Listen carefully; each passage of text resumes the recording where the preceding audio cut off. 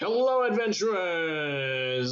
Cinnamon Thighs here, and today I'm going to be showing y'all something I made in this biome, which is the Ice Spikes biome, which is a particularly rare one in Minecraft itself. As you can see here, there are spikes that seem to be growing out of the ground and stuff. And yes, it looks very nice, if you ask me. Anyways, in the last major update, Mojang added a number of features to the game, including new villages and villager variants and pillagers and things and such. So I decided to make a village for the Ice Spikes biome in particular because there isn't one for it already. So I'll be giving y'all a ground tour at first, and then towards the end I'll give y'all a brief fly around, perhaps brief, maybe longer than that, but it'll be a fly around that you may enjoy, because this is really epic and I am so proud of this build. Okay guys, so we are at the official entrance to the village, which is your not really normal ice skating little part of the river with a little dangerous hole in it. So don't fall in here, folks. Don't fall in. It's a dangerous thing, these holes in the ice. But this is not what I came here for. It's this. The entrance. Seemingly kind of normal and stuff. This it's just the river covered in ice here, and then like a crooked old bridge stairway thing with a sign, "Welcome to the Ice Spikes Village Cave Entrance." So what we're gonna do is we're gonna have a mosey around here and see what's on up here. The first thing we come across is the cave. It's very nice. This is like the first time doing something like this, and I really love how it came out. I was thinking about doing some like diagonal like crystals running through the cave, but I thought it would fit much better if the like crystals were on the sides and were like I made them using the stained glass and ice, the blue ice and packed ice here. And we've got a number of icicles hanging from the ceiling as end rods and stained glass. Next on our journey, on the well-trodden path, we'll go to the house first. This was the first of all the builds, and it's very simple, as I didn't think I would build everything I'm going to be showing you at first.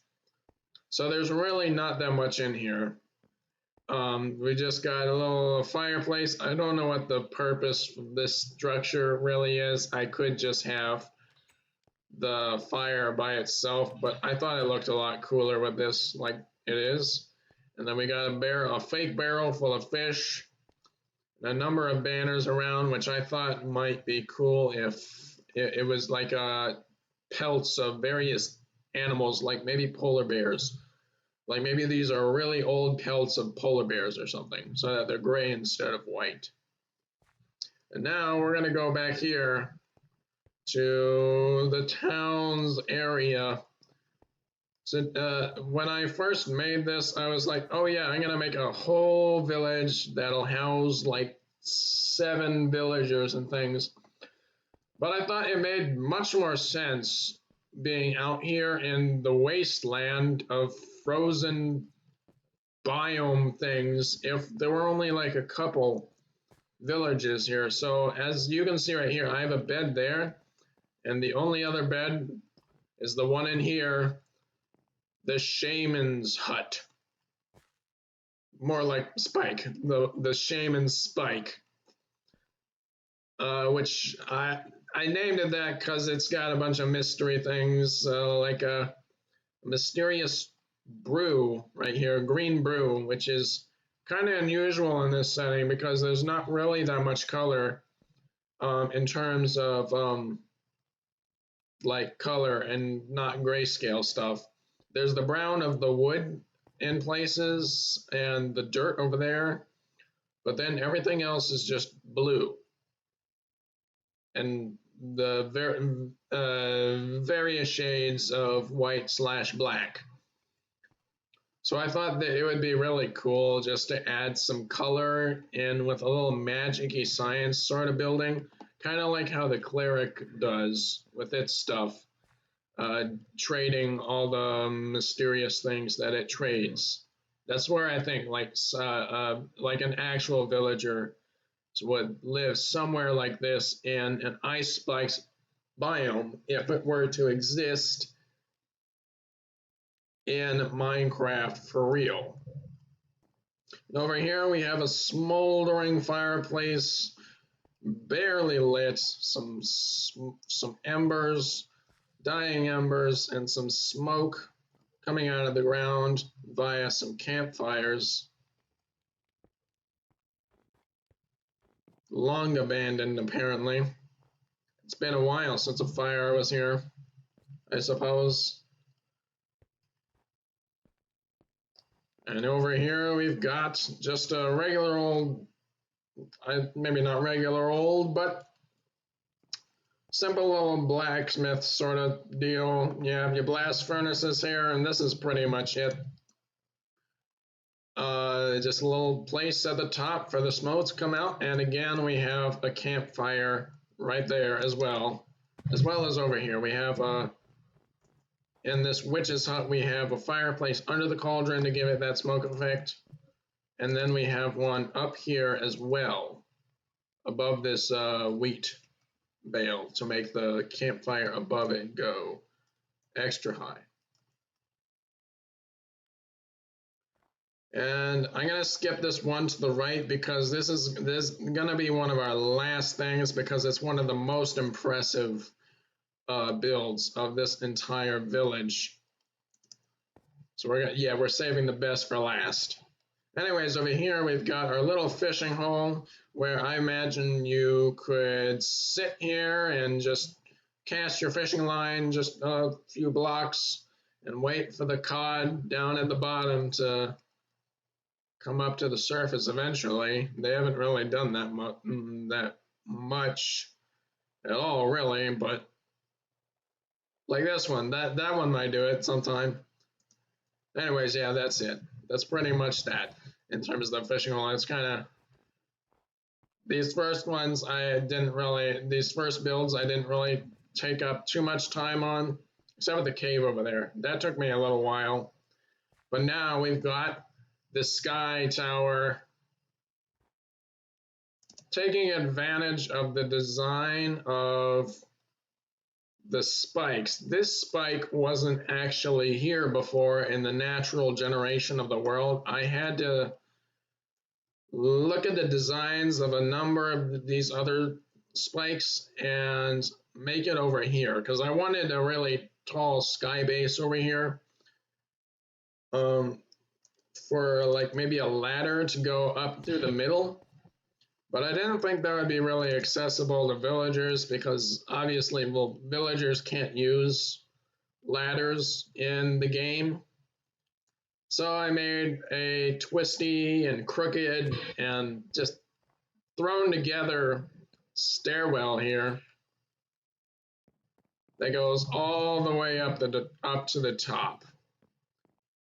Now we're up at the top and we can see pretty much everything we would need to or could want to in this world.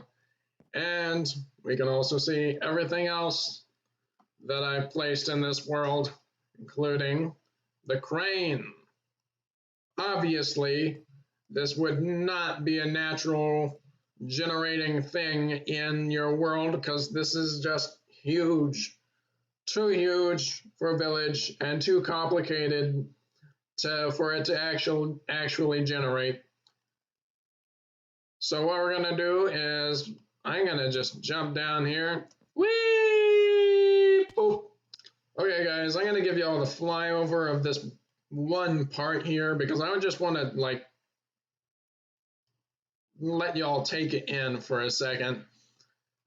There'll be one thing I'll be explaining in a second, those leads, how they're there.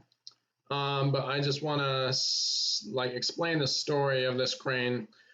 So what I had in mind for like the story of this village would be just a couple of villagers or people just hanging out, having a blast, having a great time in the wilderness of the snow ice spikes biome. It's just a merry old time here, starving and cold and freezing your arms off and all your toes and maybe an ear. Not to be graphic or anything, but they're kind of primitive here. So what I thought might be interesting was if they traded the ice here in the ice spike biome away to other people, like in the desert, so they could keep cool in the desert. So my first thought was to make a cart, a horse-drawn cart out of here, which this actually is the cart, just modified just so that it's a lift me sort of cart. See, it's got the wheels here. Obviously, it's got the bed. It would have had a harness sort of thing with horses up here, but I figured that it would be kind of hard to move a horse-drawn cart out of here. There are ice spikes all around, and there's a river right there, so yeah, that's why I didn't do that. And I thought it would be much cooler to build an actual crane to move ice from the ice spike biome over here to any boats that might be in this river, so they could just move the ice themselves. Now, to the one thing that I bet a bunch of you are wondering, how in the world did you get these leads, these ropes to go in these barrel looking things and attach to the fences? Because in regular Minecraft, you can't attach leads to fences by yourself. I'm trying here, but it's not doing anything. What I've done here is I have made a little compartment out of trapdoors, put them all in a little square thing, flip them up like this, and then I have put a small animal in the little cage sort of thing, a rabbit.